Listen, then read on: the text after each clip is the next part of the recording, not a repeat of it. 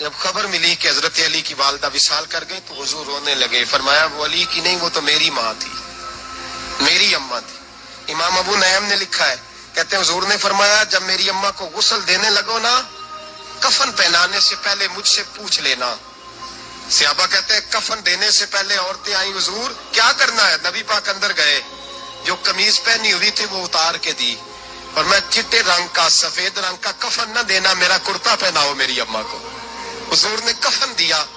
حضرت ابو ذر غفاری فرماتے ہیں جب جنازہ پڑھ لیا نا تو نبی پاک فرمانے لگے قبر صحیح بنائی ہے تم نے؟ حضور صحیح بنائی ہے. فرمایا نہیں لگتا نہیں. فرماتے ہیں یہ کہتے کہتے میرے نبی قبر میں اتر گئے، میری آنکھیں برس پڑی. میں نے کہا علی کی اماں رب تجھ سے کیا حساب لے گا، ساری رحمتیں تو پہلی تیری قبر میں آ گئی. عشق سرکار کی ایک شمع جلا لو دل میں، بعد مرنے کے قبر میں بھی اجالا ہوگا.